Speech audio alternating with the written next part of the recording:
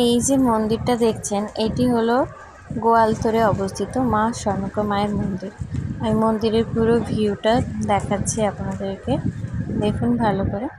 তো মন্দিরের সামনেই একটি দালান আছে যেখানে পুজোর পরে বসা হয়, এবং যখন মায়ের খুব বড় করে পুজো করা হয় তখন এই দালানে অনেক কিছু করা হয়। এটি একটি দালান।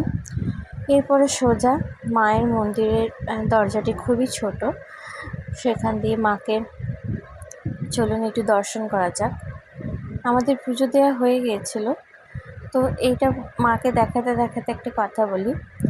এখানে অনেক বছর আগেকার কথা বলতে পারেন, ইতিহাসে বটে। কোনো এক রাজা মাকে নিয়ে যাচ্ছিলেন সঙ্গে করে ঝুড়িতে করে। মা কিন্তু জায়গাটা হয়তো মায়ের খুব পছন্দ হয়ে যায়। মা কিন্তু তারপর আর জমিদার গিয়েছিলেন তার কিছু কাজ করতে, কিন্তু তারপরে যখন মাকে নিতে যান মা আর কিন্তু ওঠেননি।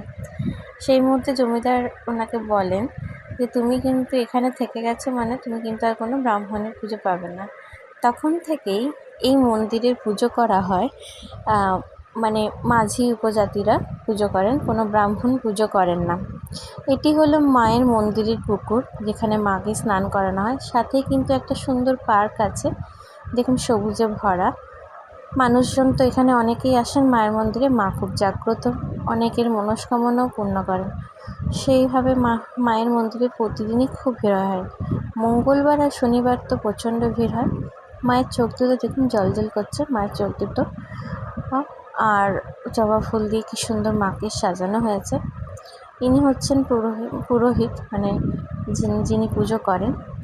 এখানে দেখুন, এটা তেঁতুল গাছের তলায় অনেক হাতি ঘোড়া রাখা আছে।